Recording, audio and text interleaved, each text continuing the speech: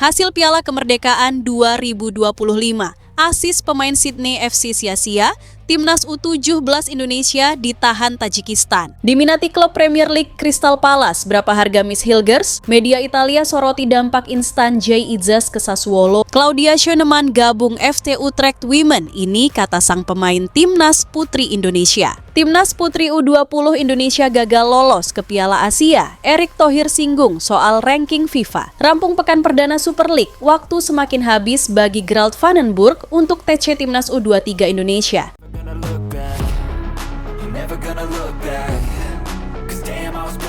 Hasil Piala Kemerdekaan 2025, asis pemain Sydney FC sia-sia, Timnas U17 Indonesia ditahan Tajikistan. Dengan gol dicetak melalui sundulan Mirza Firjatullah dan Fadli Alberto. Ini adalah laga pertama Garuda Muda sejak tampil di Piala Asia U17 2025 pada April lalu. Susunan starter Indonesia tak banyak berubah, kecuali tambahan Eizar Jacob Tanjung dari Sydney FC. Stadion utama Sumatera Utara yang diguyur hujan menyulitkan kedua tim pada awal pertandingan. Tajikistan sempat menguasai awal babak pertama dan mencetak gol, tetapi dianulir offside. Indonesia perlahan bisa mengambil alih pada pertengahan babak dan bisa membuka skor. Pada menit ke-34, sebuah umpan silang dari Fadli Alberto bisa melewati kepala bek-bek jangkung Tajikistan. Mirza Firjatullah berlari di momen yang tepat untuk berada dalam posisi onside dan menanduknya. 1-0. Sayangnya, lini pertahanan Indonesia lengah setelah unggul. Sebuah cutback dari Tajikistan disambut Zarif Zoda Zarif yang datang dari lini kedua. 1-1. Pada babak kedua, Indonesia mulai bisa konsisten menciptakan peluang. Gol tercipta usai turun minum dengan proses nyaris sama seperti gol pertama. Sebuah umpan silang dari Eizar Jacob yang baru masuk pada training camp terakhir dilepas dengan akurasi tinggi. Sama seperti sundulan Mirza, kali ini Fadli Alberto yang menanduknya dengan telak. 2. Tak lama berselang, Putu Panji mendapatkan peluang melalui situasi lemparan jauh, tetapi hanya tendangannya menyentuh jaring samping. Saat Nova mulai merotasi pemain dan pemain utama berguguran kena kram, dominasi Indonesia terkikis. Dava Algasemi beberapa kali diuji di 20 menit terakhir dan akhirnya bobol pada masa injury time. Lagi-lagi sebuah cutback diselesaikan Nazrullo dari jarak dekat. 2-2, hasil akhir 2-2 tak cukup untuk mencuri puncak klasemen yang dihuni Mali. Setelah mereka menang 5-1 atas Uzbekistan,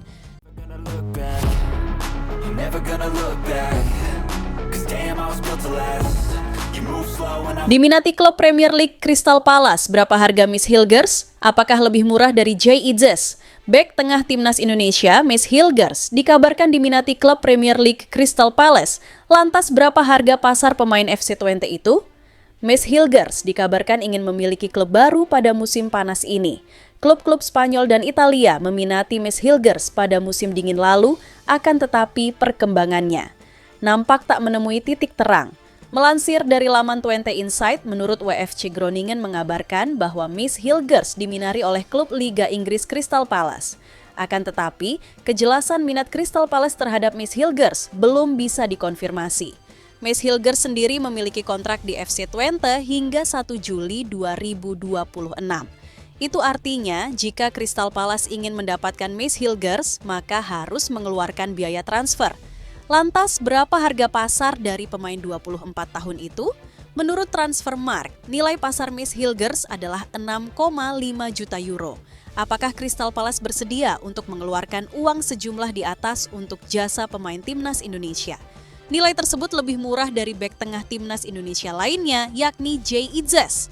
Jay Idzas memiliki nilai pasar senilai 7,5 juta euro. Kapten Timnas Indonesia itu baru saja dibeli klub Serie A Sassuolo dari Venezia FC. Pemain 25 tahun itu dikenalkan Sassuolo sebagai pemain baru pada 9 Agustus 2025.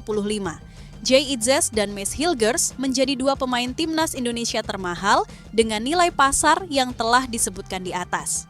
Pemain termahal ketiga ialah Kevin Dix yang saat ini membela Borussia Mönchengladbach dengan 5 juta euro.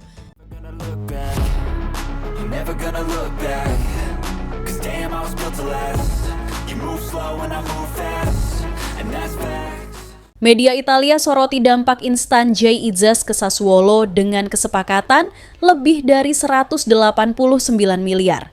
Dampak instan yang terjadi dengan bergabungnya Kapten Timnas Indonesia itu ialah bertambahkan jumlah pengikuti media sosial Sassuolo.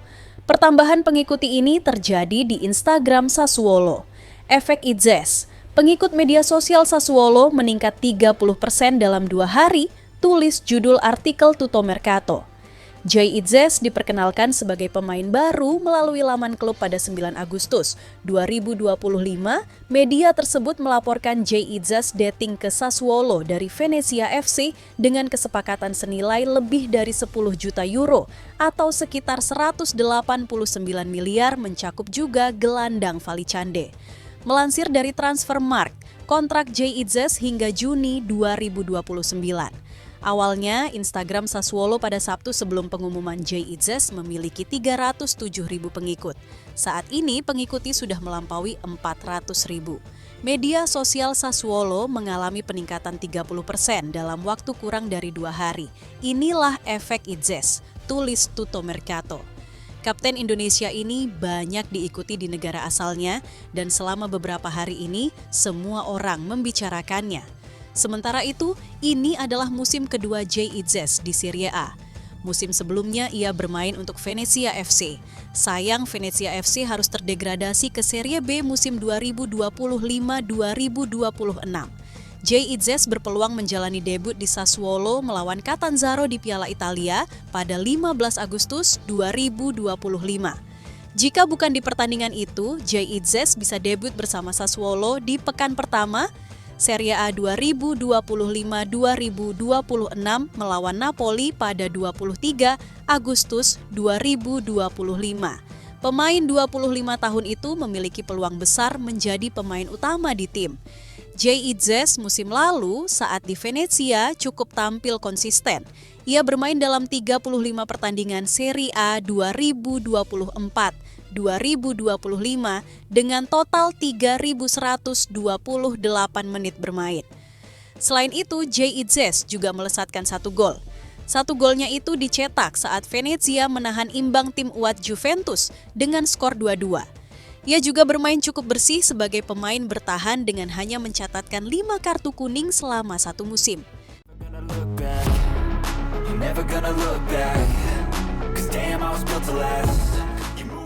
Claudia Schoenemann gabung FC Utrecht Women, ini kata sang pemain timnas putri Indonesia. Claudia Schoenemann diumumkan sebagai pemain baru di Instagram resmi klub @FC UVROUWEN pada Selasa 12 Agustus 2025. Selamat datang Utrecht, Claudia, tulis pernyataan klub. Ini merupakan kontrak profesional pertama Claudia Schoenemann. Ia dikontrak hingga 2028. Pemain 16 tahun itu mengaku bangga bisa bergabung dengan FC Utrecht Women. Dan sekarang, saya sangat bangga bisa bergabung dengan klub ini, kata Claudia Schoenemann. Dan saya juga wanita Indonesia pertama yang bisa bermain di Eropa, ujarnya. Sepupu dari Brandon Schoenemann itu mengaku tidak menyangka mendapatkan kesempatan bergabung dengan FC Utrecht Women. Saya tidak percaya ketika mendapat tawaran bermain di Utrecht, ujarnya. Saya seperti tidak mungkin bisa bermain di Eropa. Lebih lanjut, Claudia ingin membuktikan kemampuannya di Eropa. Semoga saya bisa membuktikan diri di sini, di Eropa, kata Claudia, bahwa saya bisa bermain sepak bola dengan baik, tuturnya. Ia pun tidak sabar bergabung dengan tim dan berlatih bersama. Sangat bersemangat, terutama ketika saya tiba di Belanda, kata Claudia. Saya tidak sabar untuk memulai latihan pertama bersama tim. Dan senang sekali bertemu semua orang, termasuk para pelatih dan rekan satu tim di sini, ujarnya.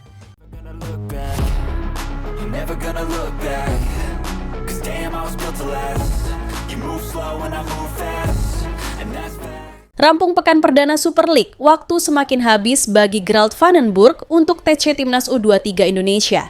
Kualifikasi Piala Asia U23 2026 tinggal menghitung hari.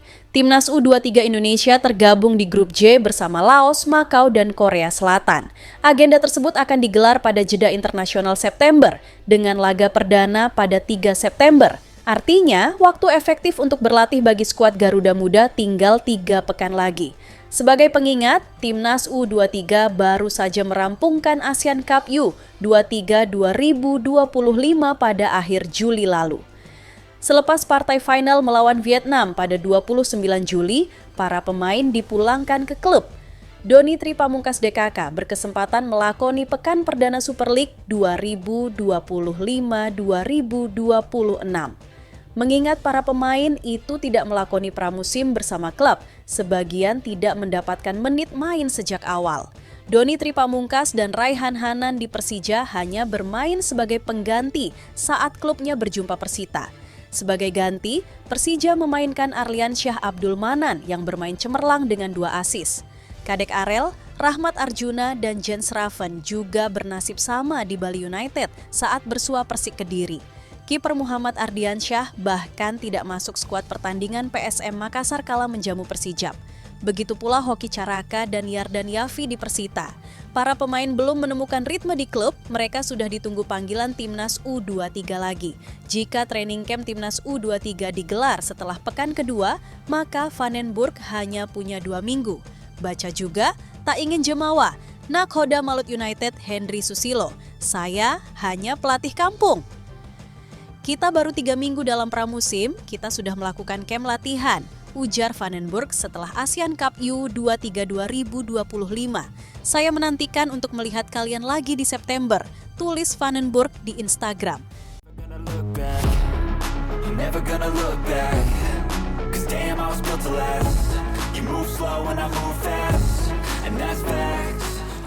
Timnas Putri U20 Indonesia gagal lolos ke Piala Asia. Erick Thohir singgung soal ranking FIFA. Ketua Umum PSSI, Erick Thohir, memberikan sorotan kepada Timnas Putri U20 Indonesia yang gagal lolos ke Piala Asia Putri U20 2026. Timnas Putri U20 Indonesia menutup perjalanan dengan kemenangan atas Turkmenistan dengan skor 4-0. Namun, hasil ini tidak bisa menyelamatkan posisi Garuda Pertiwi untuk lolos ke partai final. Mereka hanya mampu finish di posisi kedua klasemen grup D dengan koleksi 5 poin. Di posisi puncak ada India yang sudah mengunci 1 tiket ke Piala Asia. Erick Thohir menjelaskan, perjuangan dilewati semua pemain cukup berat. 2 hasil imbang dan 1 kemenangan di turnamen ini harus mendapatkan apresiasi. Apalagi Indonesia yang ada di posisi 106 ranking FIFA Putri memberikan perlawanan sengit. Tentunya ini jadi pondasi penting untuk ajang-ajang di depan mata. Timnas Putri U20 telah bermain 3 pertandingan kualifikasi Piala Asia U20. Timnas Putri U20 bermain imbang menghadapi India yang merupakan peringkat ke-63 ranking FIFA dan Myanmar yang berada di posisi ke-56 ranking FIFA. Lalu berhasil menang atas Turkmenistan yang menempati posisi ke-138. Hasil ini membuat Timnas Putri U20 menempati peringkat kedua di grup D, tulis Erick Thohir di Instagram. Sosok yang menjabat sebagai Menteri BUMN ini juga menyampaikan bahwa staf pelatih sudah bekerja keras untuk meracik komposisi terbaik. Tentunya, waktu yang pendek membuat tugas ini tidak mudah dan butuh waktu untuk menemukan kekompakan tim. Namun, mereka sudah berjuang dan terbukti Garuda Pertiwi sulit dikalahkan di lapangan. Terima kasih untuk kerja keras dan dedikasi yang sudah diberikan oleh pemain, pelatih, dan ofisial Timnas U20 Putri pada kualifikasi Piala Asia Putri U20, ujarnya. Erick berharap semua pemain Timnas Putri U20 Indonesia mendapatkan pengalaman berharga. Apalagi ini adalah turnamen internasional dan butuh mental yang kuat untuk bersaing. Ini yang membuat mereka akan mendapatkan banyak ilmu saat kembali ke klub atau pemusatan latihan selanjutnya. Ini menjadi pengalaman berharga untuk skuad Timnas Putri U20, ujarnya.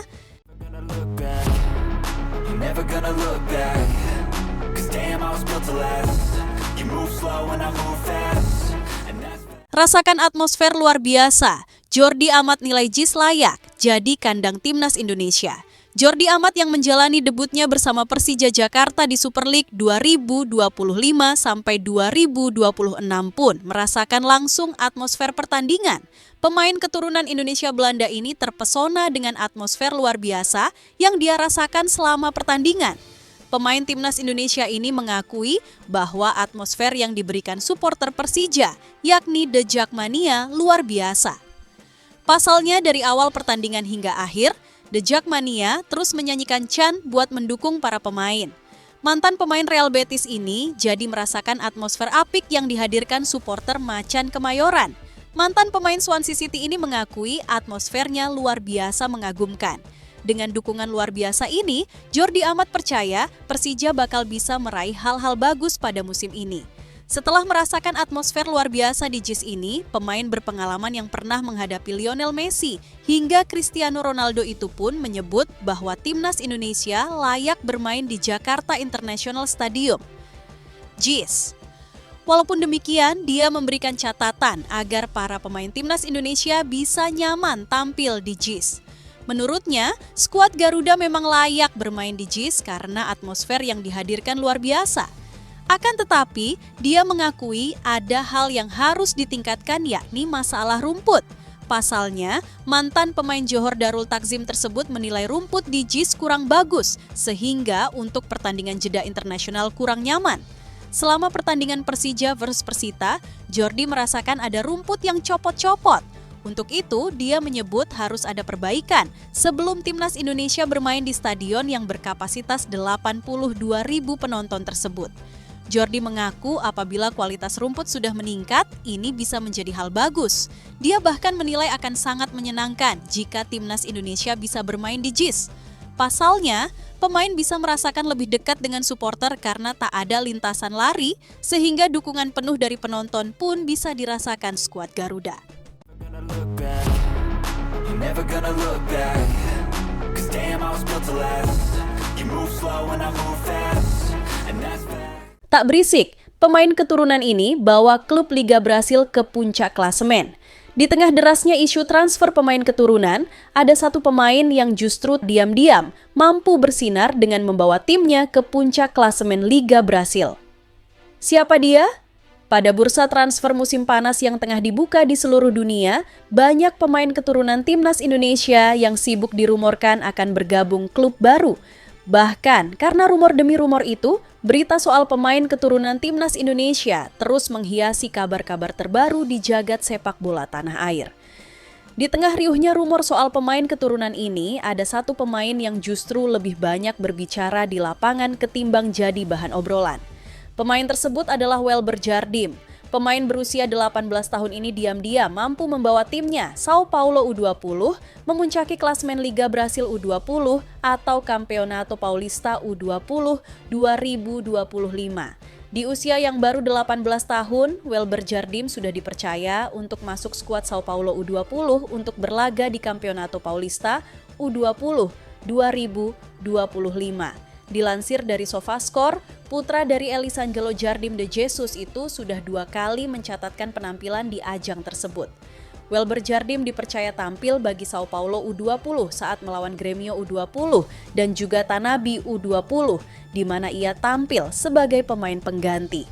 Dari 2 penampilannya itu, Sao Paulo U20 untuk sementara memuncaki klasemen Campeonato Paulista U20 2025 dengan torehan 32 poin dari 14 laga. Meski tak mencetak gol maupun assist, kesempatan bermain di Sao Paulo U20 ini menjadi kesempatan berharga bagi Welber Jardim. Pasalnya kesempatan tampil di tim U20 pada usia yang baru 18 tahun ini membuatnya makin dekat mendapat debut di tim senior Sao Paulo. Apalagi pada Maret 2025, pemain timnas Indonesia U17 di Piala Dunia U17 2023 itu sudah menekan kontrak profesional dengan raksasa Brasil itu. Terlepas dari hal tersebut, Welber Jardim digadang-gadang layak untuk bisa tampil bagi timnas Indonesia U23 di kualifikasi Piala Asia U23 2026. Kehadirannya dianggap bisa menambah kualitas di lini tengah dan lini belakang tim besutan Gerald Vandenburg untuk merebut tiket kelolosan ke Piala Asia U23 2026. Saat ini, timnas Indonesia U23 sendiri tengah membutuhkan suntikan kekuatan setelah hasil minor yang didapat usai gagal menjuarai Piala Asia U23 2025. Never gonna look back, 'cause damn I was built to last. You move slow and I... Persaingan striker Oxford makin ketat. Pelatih kasih isyarat ke Ole Romeni CS. Striker timnas Indonesia, Ole Romeni, menghadapi tantangan berat untuk merebut tempat utama di lini depan Oxford United. Persaingan kian sengit karena The Ox kini memiliki stok penyerang yang melimpah. Total ada 6 striker murni yang menghuni skuad Oxford musim ini. Selain Ole, ada nama-nama seperti Will Langshear, Nick Prelec, Mark Harris, Tom Bradshaw, dan Gatlin O'Donkor. Situasi ini membuat setiap pemain harus tampil maksimal demi mendapat kepercayaan pelatih. Manajer Oxford United, Gary Rowett, tak menampik bahwa kompetisi di lini depan akan sangat ketat. Meski begitu, Rowett memberi sinyal siap melakukan perubahan taktik jika dibutuhkan. Menurutnya, formasi dengan 2 striker bisa menjadi opsi untuk meningkatkan daya dobrak tim. Saya pikir kami memiliki lini depan yang sangat kompetitif saat ini, ujar Gary Rowett, dikutip dari Oxford Mail. Situasi itu mungkin membuat kami bisa untuk sesekali memainkan lebih banyak striker di starting daripada mungkin pemain nomor 10 dan nomor 9. Isyarat itu menjadi peluang bagi Ole Romeni untuk unjuk gigi, apalagi pemain 25 tahun tersebut tak hanya berperan sebagai penyerang tengah, tetapi juga piawai bermain di sayap kanan, seperti saat membela FC Utrecht. Fleksibilitas ini bisa menjadi nilai tambah di mata pelatih. Musim lalu, Ole tampil 14 kali dan mencetak 1 gol untuk The Ox. Saat ini, ia masih fokus memulihkan cedera serius yang dialaminya pada Piala Presiden 2025 di Jakarta, Bandung, awal Juli lalu. Cedera itu terjadi setelah tackle keras pemain Arema FC memaksanya naik meja operasi. Rowett sendiri mengaku puas dengan kedalaman skuad di lini depan. Namun ia menegaskan, kontribusi striker tak hanya diukur dari jumlah gol, melainkan juga peran mereka dalam membangun permainan dan menjaga keseimbangan tim. Dengan kondisi seperti ini, Ole Romeni harus bekerja ekstra keras begitu pulih dari cedera jika ingin mengamankan tempat di skuad utama Oxford United musim ini. Never gonna look back, 'cause damn I was built to last.